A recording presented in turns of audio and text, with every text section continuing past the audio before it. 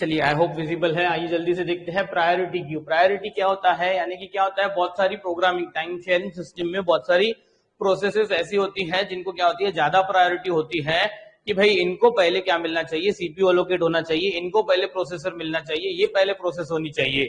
तो बेटा इस वो जो प्रोसेसेस है वो क्या होनी चाहिए, पहले रन होनी चाहिए, इसलिए हम उनको हायर प्रायोरिटी असाइन कर देते हैं सो दैट ये पहले रन होनी चाहिए। ठीक है।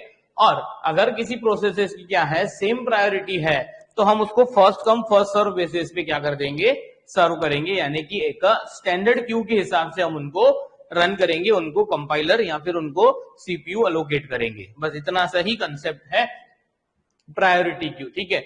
दो बातें क्या क्या, देखिए हायर प्रायोरिटी फर्स्ट, यानी higher priority process first run होनी चाहिए, और इफ सेम प्रायोरिटी है तो क्या होना चाहिए, then first come first out, यानी कि first come first serve basis पे क्या होना चाहिए, वो प्रोसेस होने चाहिए। सेम प्रायोरिटी लेवल वाले स्टैंडर्ड क्यू मेंटेन करेंगे। ठीक है। बहुत ही सिंपल है। जैसे मैं आपको बोलता हूं भाई बहुत सारी प्रोसेसेस कर्नल ये करता है। ठीक है। जैसे कि कर्नल यानी कि सिस्टम कॉल्स होते हैं बहुत सारे, और बहुत सारी यूजर मेथड होती है, यूजर प्रोसेसेस होती है। तो बहुत बार ऐसा होता है कि सिस्टम कॉल्स पहले रन होने चाहिए, तो आप ऐसा समझिए कि वो क्या होती है, हायर प्रायोरिटी प्रोसेस होती है। ठीक है। चलिए आइए देखते हैं इनके रिप्रेजेंटेशन। दो रिप्रेजेंटेशन देखने हैं, उसमें से पहला है ये one way list representation of priority queue. बहुत ही सिंपल है। जैसे मैंने बोला, हाँ प्रायोरिटी नंबर, यानी प्रायोरिटी से मैंने क्या करता हूं, प्रायोरिटी नंबर दिया हुआ है। प्रायोरिटी नंबर मैंने कैसे दिया हुआ है, इनवर्स ऑर्डर में, यानी अगर प्रायोरिटी नंबर कम है यानी कि छोटा नंबर है, इट मींस हाईएस्ट प्रायोरिटी है। जैसे कि यहां पे मैं आपको बताना चाहूंगा, ये 1 2 2 4 4 4 5, यानी कि 1 2 3 4 5, ये क्या है, प्रायोरिटी नंबर। तो अगर किसी प्रोसेस का प्रायोरिटी नंबर क्या है, 1 है, एक मिनट रुक जाइए, अगर किसी प्रोसेस का प्रायोरिटी नंबर क्या है बेटा, 1 है, तो इसका मतलब क्या, एक मिनट रुक जाइए, हाँ ठीक है, हाँ देखिए, अगर किसी प्रोसेस का प्रायोरिटी नंबर 1 है, यानी कि ये स्मॉलेस्ट नंबर है, इट मींस वो हाईएस्ट प्रायोरिटी है। ठीक है। फिर उसके बाद 1 के बाद किसी प्रोसेस का नंबर प्रायोरिटी 2 है, तो ये क्या हुई, लेस प्रायोरिटी देन दिस, यानी कि पहले छोटी प्रायोरिटी, यानी कि अपोजिट, रिवर्स, इनवर्स ऑर्डर में लिए हुए है मैंने, कि प्रायोरिटी नंबर जितना छोटा उतना पहले वो क्या होनी चाहिए, रन होनी चाहिए, उसको सबसे पहले कंपाइलर अलोकेट होना चाहिए। ठीक है। चलिए देखिए इधर जल्दी से, तो मैंने क्या किया, वन वे लिस्ट यानी कि एक लिंक लिस्ट ली हुई है, जिसका मैंने यहाँ पे रिप्रेजेंटेशन यानी बाय यूजिंग 3 लीनियर अरेज, मैंने उसका रिप्रेजेंटेशन भी मेमोरी का बताया हुआ है। ठीक है।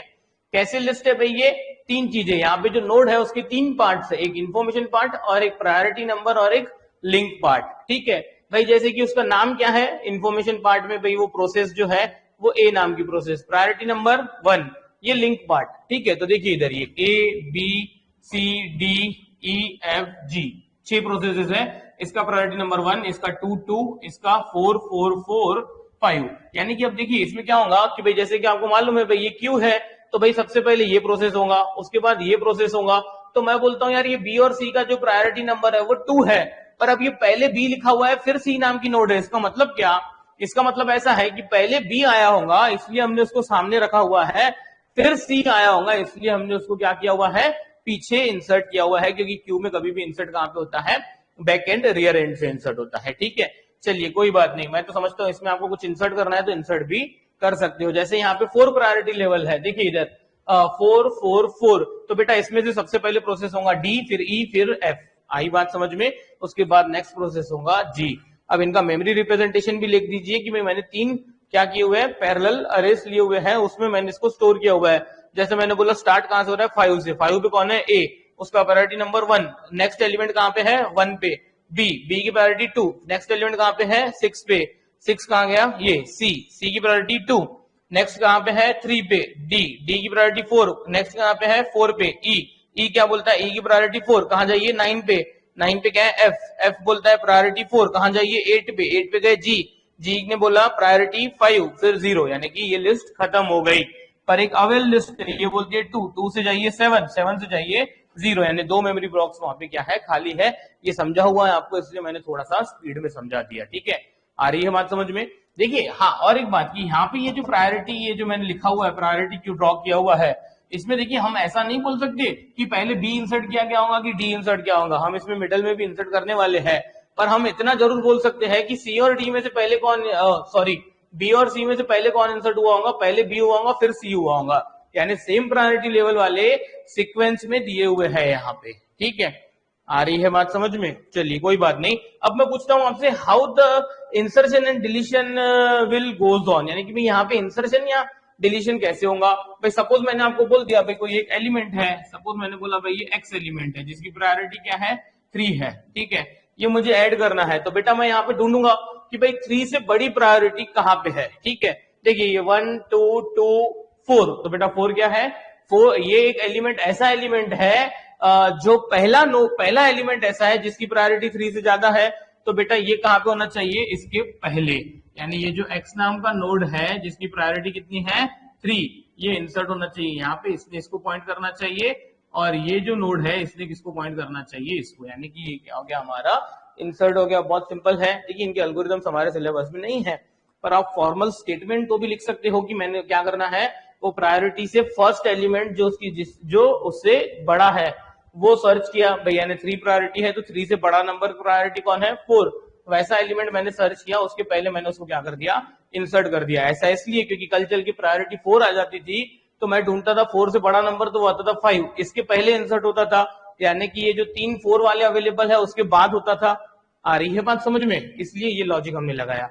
डिलीशन का क्या लॉजिक है, भाई सामने से जो एलिमेंट है उसको क्या कर देना है, डिलीट कर देना है। डिलीट तो सामने से ही होगा क्योंकि हायर प्रायोरिटी वाइज ये वो अरेंज किए हुए है।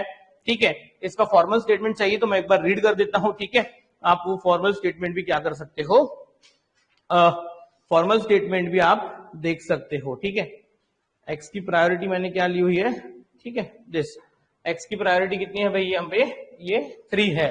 किसी को ये प्रायोरिटी अगर 2 भी रहती थी तो भी वो नोड यहीं पे इंसर्ट होता था। आ रही है बात समझ में? ठीक है, चलिए कोई बात नहीं। जैसे कि मैं यहाँ पे मैंने एक एल्गोरिदम, देखिए इसका एल्गोरिदम तो नहीं है पर एक फॉर्मल स्टेटमेंट मैं आपको बता देता हूं। जैसे फॉर्मल स्टेटमेंट है कि set item equals to info of start, यानी करना क्या है, set item is equals to info of start. अरे भाई ये इन्फो ऑफ स्टार्ट यानी क्या, ये पहला एलिमेंट काय में आ गया, आइटम नाम के इसमें आ गया। उसके बाद बोला हुआ है delete first node from the list, ये पहली नोड क्या कर दो, डिलीट कर दो। नेक्स्ट प्रोसेस आइटम को क्या करो, प्रोसेस एंड एग्जिट। ठीक है, यानी मुझे बताइए क्या मैंने आपको टेक्निकल एल्गोरिथम बताया कि ये कैसे पहला नोड डिलीट हुआ, कैसे ये नोड रिटर्न हुआ अवेल को? बिल्कुल नहीं, वो हमारे सिलेबस में ही नहीं है। मैंने एक फॉर्मल स्टेटमेंट दिया कि ये पहले नोड की इंफॉर्मेशन आप आइटम में निकाल लीजिए, उसको प्रोसेस कीजिए और क्या कर दीजिए, एल्गोरिथम खत्म कर दीजिए, उसको डिलीट कीजिए वहां से, उस आइटम को क्या कीजिए, प्रोसेस कीजिए एंड एग्जिस्ट। ठीक है, एग्जिट। अच्छा, इंसर्शन कैसे करोगे, ये तो डिलीट का हुआ। इंसर्शन के लिए क्या प्रोसीजर है, traverse the one way list until finding a node X whose priority number exceeds n, यानी ये 3 से बड़ा प्रायोरिटी नंबर जब तक नहीं मिलता है तब तक क्या कीजिए, ट्रैवर्स कीजिए। मिल गया मुझे 3 से बड़ा नंबर, कहां पे, ये D और 4 पे। ठीक है, करना क्या है, exceed whose priority number exceed, insert item in front of node X, यानी कि इसके पहले क्या कर दीजिए, आप उसको इंसर्ट कर दीजिए। एक फॉर्मल स्टेटमेंट है, एल्गोरिथम रीड नहीं कर रहा हूं मैं सिर्फ एक आउटलाइन दे रहा हूं। आउटलाइन मैं बता रहा हूं, एल्गोरिथम टेक्निकल एल्गोरिथम मैं आपको नहीं बता रहा हूं। ठीक है, कि इससे बड़ा एलिमेंट ढूंढिए, उसके पहले इसको क्या कर दीजिए, इंसर्ट कर दीजिए। If no such node is found, insert item at the last of the element, यानी कल चल के सपोज मैं यहाँ पे बोल देता था भाई 10, तो बेटा मैंने पूरा ये ट्रेवर्स कर दिया, 10 तो कहीं पे मिला ही नहीं प्रायोरिटी, है ना, या 10 से बड़ा ढूंढना था ना मुझे, 11। ठीक है, 11 या 12 जो भी 10 से बड़ा होगा वहां पे है ही नहीं, तो इसको कहां पे इंसर्ट करना पड़ेगा, लास्ट नोड में। आई बात समझ में? कैसे इंसर्शन का फॉर्मल स्टेटमेंट दिया मैंने और कैसे मैंने डिलीशन का फॉर्मल स्टेटमेंट आपको बता दिया कि कैसे डिलीट करना है। ठीक है, कोई एल्गोरिदम इसका नहीं है और एल्गोरिदम मैंने आपको नहीं बताया, नहीं है ऐसा नहीं है, हमारे कंटेक्स्ट में यानी कि हमारे सिलेबस में नहीं है, इसीलिए नहीं बताया जा रहा है, अदरवाइज आप ऐसा मत समझिए। ठीक है, चलिए कोई बात नहीं। पर बेटा ये तो क्या था, हमारा फर्स्ट वे था, हमें 2 सीखने हैं, ये वन वे लिस्ट रिप्रेजेंटेशन था और एक हमारा क्या है, अरे रिप्रेजेंटेशन बोल सकते हो, 2 डायमेंशनल अरे, या फिर आप उसको ऐसा भी बोल सकते हो, बताता हूं मैं उसको क्या है मेनली, यानी कि वो जैसे फर्स्ट ये हमने क्या किया 2 वे लिस्ट दिया, तो ऐसे ही हमारे पास क्या है, एक टू डायमेंशनल अरे। टू डायमेंशनल अरे यानी कि हर एक प्रायोरिटी नंबर के लिए आप क्या कर दो, एक अरे बना दीजिए लीनियर, ठीक है, लीनियर अरे बना दीजिए, यानी कि इन टर्म्स ऑफ क्यू मैं बताता हूं आपको, बहुत ही सिंपल है, ठीक है। हाँ, अरे रिप्रेजेंटेशन ऑफ प्रायोरिटी क्यू, जैसे ये 1 में था तो मैं यहां पे ले लेता हूं अरे रिप्रेजेंटेशन ऑफ प्रायोरिटी क्यू। कुछ नहीं है ये, अरे रिप्रेजेंटेशन यानी क्या, कुछ नहीं करना। जैसे कि मैं पूछता हूं यहाँ पे प्रायोरिटी नंबर्स कितने हैं, तो 1 2 3 4 5, ठीक है। सपोज ये एक्स की प्रायोरिटी भी मैं सपोज क्या दे देता हूं, 2 दे देता हूं, ठीक है, सो दैट आपको और अंडरस्टैंड हो जाएगा कि भाई कोई प्रायोरिटी लेवल नंबर अवेलेबल नहीं है तो क्या होता है, ठीक है। जैसे यहाँ पे 1 2 3 4 5 में क्या एब्सेंट है, 3 एब्सेंट है, तो उसके लिए भी ये प्रोविजन हमें देने वाला है सिस्टम, ठीक है। अब क्या करना, जैसे कि यहाँ पे हमारे पास 1 2 3 4 5 प्रायोरिटी नंबर्स है, तो इन सभी के लिए अपना अपना एक क्या होना चाहिए, क्यू होना चाहिए, ठीक है। यानी कि भाई जिसका प्रायोरिटी नंबर 1 है, वैसे जितने भी प्रोसेसेस है उनका एक क्यू। जैसे 2 वाले कौन है, 1 2 3, इनका एक क्यू। 4 वाले ये 3 है, इनका एक क्यू होना चाहिए। 3 वाले नहीं है तो वो एम्प्टी क्यू आएगा, और एक 5 वाला है तो उसके लिए, ठीक है। यानी कि क्या होना चाहिए, प्रायोरिटी लेवल के अकॉर्डिंग उनका क्या होना चाहिए, क्यू होना चाहिए। यानी कि हर एक प्रायोरिटी नंबर के लिए एक रिस्पेक्टिव क्यू होना चाहिए, हर एक क्यू को अपना फ्रंट और रेयर पॉइंटर एलोकेट होगा, ठीक है। जैसे कि अगर मैं इस डायग्राम की बात करूं तो इसका representation by using two way यानी कि या फिर अरे रिप्रेजेंटेशन से कैसे आएगा। हाँ, एक और बात की मैं यहाँ पे ऐसा एज्यूम करता हूं कि ये जो क्यूज है भाई प्रायोरिटी नंबर 1 के लिए, 2 के लिए, 4 के लिए, 5 के लिए, वो क्या है, इक्वल साइज के है। मैं ऐसा एजम्पशन करता हूं कि भाई हर एक प्रायोरिटी के मैं सेम लेंथ की क्यू लेता हूं तो कैसा इसका प्रोविजन हमें दिखेगा। मैं आपको इसका डायग्राम बता देता हूं। सिंपली मैं एक काम करता हूं, एक ये फ्रंट और रेयर ले लेता हूं मैं सभी का, फ्रंट रेयर, ठीक है, 1 2 3 4 5, इनको नंबर्स दे देता हूं मैं, सो दैट आपको थोड़ा सा समझना सिंपल हो जाएगा। 1 2 3 4 5, ठीक है। हर एक प्रायोरिटी नंबर यानी कि हर एक रो हमारा यहाँ पे क्या रिप्रेजेंट करेंगी, क्यू से रिप्रेजेंट करेंगी, ठीक है। फ्रंट 2 रेयर 2, ठीक है। 1 3 0 0 1 3 0 0, ठीक है।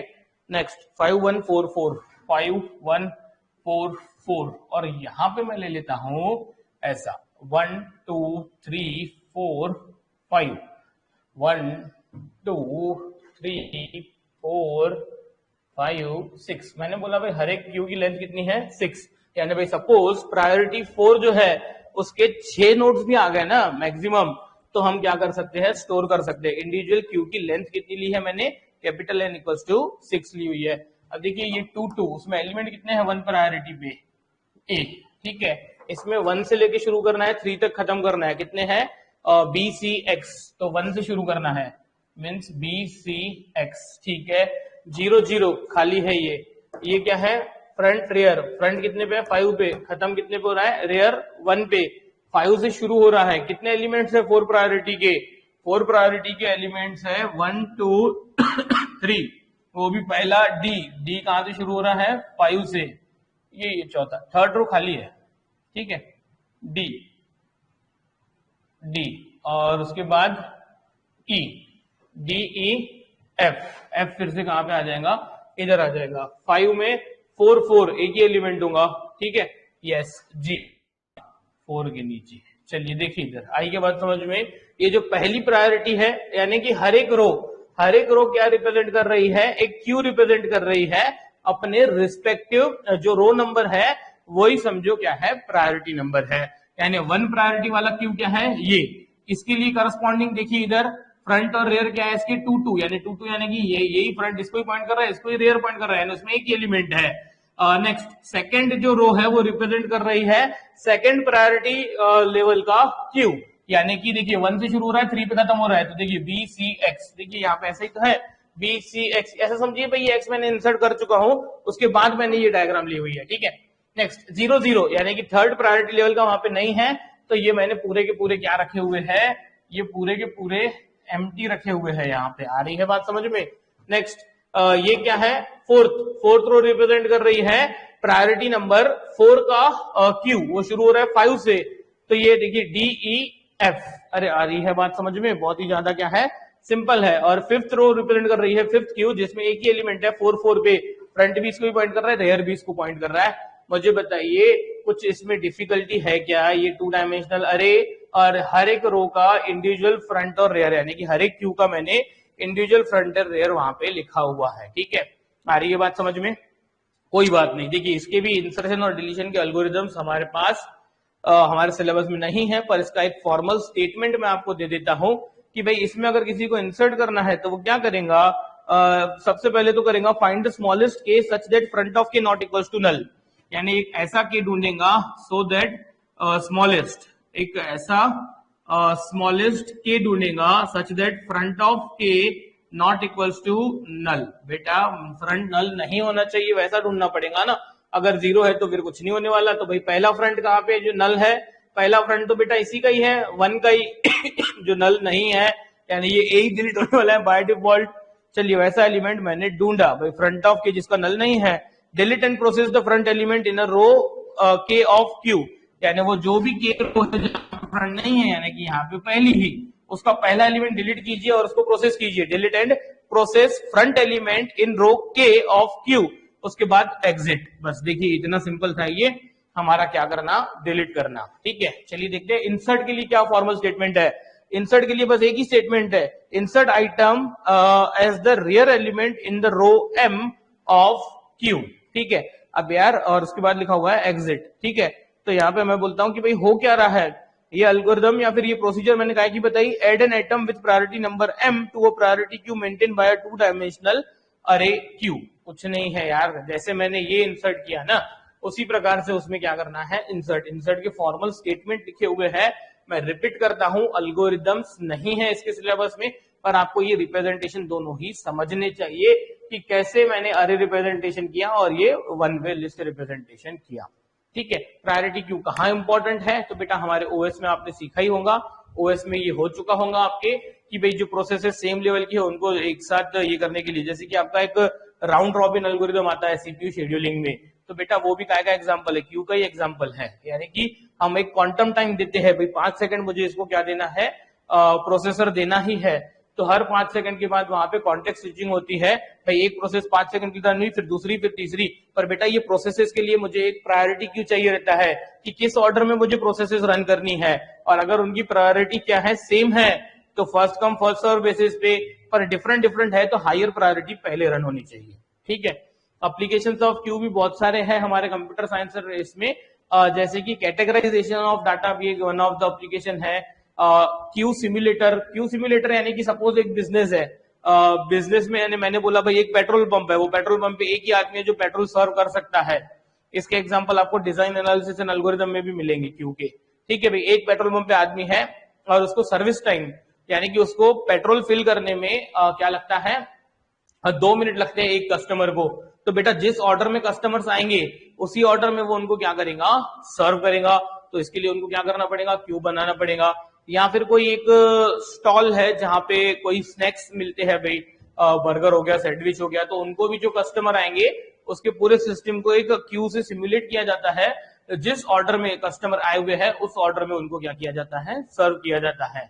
और कैटेगराइजेशन ऑफ डाटा यानी क्या, जैसे बहुत सारे इंटीजर्स नंबर्स है, रैंडम नंबर्स है, 5, 8, 12, 6, 100, 2 एंड सो ऑन, तो भाई मुझे इसमें से कैटेगरी करनी है।